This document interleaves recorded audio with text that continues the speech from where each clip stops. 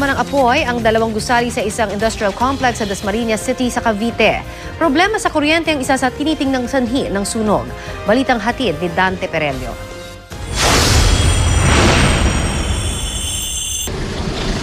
Naglalagablab at tila di paaawat ang apoy sa compound na ito sa isang industrial complex sa Barangay Paliparan 1, Dasmariñas, Cavite, pasado alas 11 kagabi. May imbak na foam at materyales sa paggawa nito ang warehouse na nooy tinutupok ng apoy, kaya agad iniakyat sa 5th alarm ang sunog.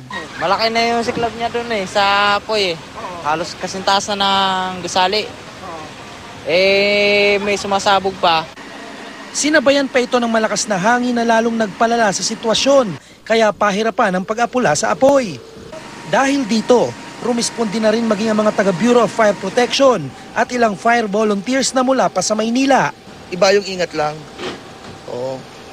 So siguro pag alis natin, unplug natin lahat. Lalo na kung nasa bahay tayo. Pero ganyan sa company, hindi natin alam yan. Kasi may mga generator yan o kung ano man ang nila. Hindi natin, mga machines. Kasi industrial to . Sa loob ng halos 4 na oras, tinupok ng apoy ang dalawang gusali sa loob ng compound at di bababa sa 5 sasakyan na kinabibilangan ng mga truck, van at kotse.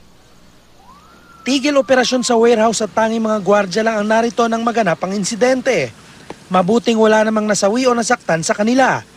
Patuloy pa ang investigasyon ng BFP pero problema raw sa kuryente ang isa sa posibleng dahilan ng sunog, ayon sa isang empleyado nito. Sabi kasi ng gwardiya namin, yung may tawag nito, shortage yata. Shortage sa kuryente. Dante Perello, GMA News.